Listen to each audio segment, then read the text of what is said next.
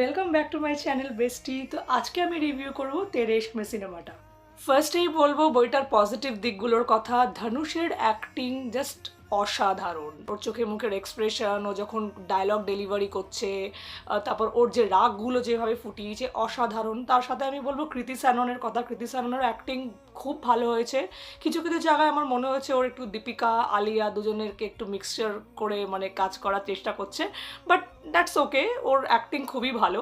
আরেকটা কথা আমি আসি মেইনলি, তোমরা তো জানো যে আমি তো ফ্যাশন ব্লগার, এত বছর ধরে আমি কন্টেন্ট ক্রিয়েট করি ফ্যাশন রিলেটেড ইনস্টাগ্রামে, তোমরা যারা আমাকে জানো। বহু বছর পর আমি একটা সিনেমায় দেখলাম যেখানে খুব ফ্যাশনেবলভাবে একটা অ্যাক্ট্রেসকে প্রেজেন্ট করা হয়েছে। কৃতি স্যাননের প্রত্যেকটা লুক, ও যে যখন ও দিল্লি ইউনিভার্সিটিতে পড়ে সেই লুকগুলো দেখানো হচ্ছে, প্রত্যেকটা সোয়েট শার্ট সোয়েটার্স আমার তো ভীষণ পছন্দ হয়েছে। মানে একদম টমবয় অথচ কুল গার্ল লুক, মানে খুব সুন্দর। আর ওর যে ধরনের ওর পনিটেল করেছে, কোনো কোনো সময় হেয়ার ওপেন রেখেছে, কোনো কোনো সময় বেনি করেছে, ভীষণ সুন্দর লাগছিল ওর। মানে ওর আরও ক্যারি করতেও খুব সুন্দর জানে। এবার আসি মিউজিকের কথায়। তেরে ইশক মেতে আমার 3টে সং ভীষণ পছন্দ।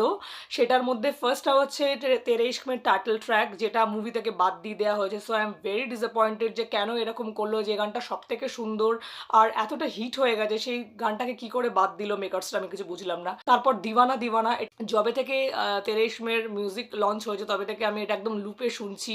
মানে সেই 90s-এর এ আর রহমানের ভাইব দিচ্ছে, ভীষণ ভীষণ ভাল লেগেছে দিওয়ানা দিওয়ানা গানটা।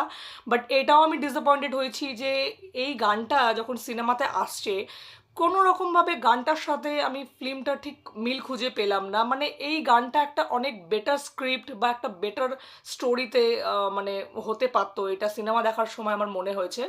এত সুন্দর গানটা মানে এরকম মানে একটা স্টোরি লাইন ঠিক ডিজার্ভ করে না। আর আরেকটা গান আমার ভীষণ এই বইটার ভালো লেগেছে, সেটা হচ্ছে যেটা কলেজে যখন ধনুষের মানে ফার্স্ট লাভ হয়েছে কৃতিকে দেখে, সেই সময় জিগার ঠান্ডারে, যেটা দর্শন রাওয়াল ফার্স্ট টাইম এ আর রহমানের সাথে কাজ করেছে। একটা ভীষণ মানে একটা পেপি নাম্বার, খুব কিউট। আর ধানুষের ডান্স খুব ভালো লেগেছে এই গানটা।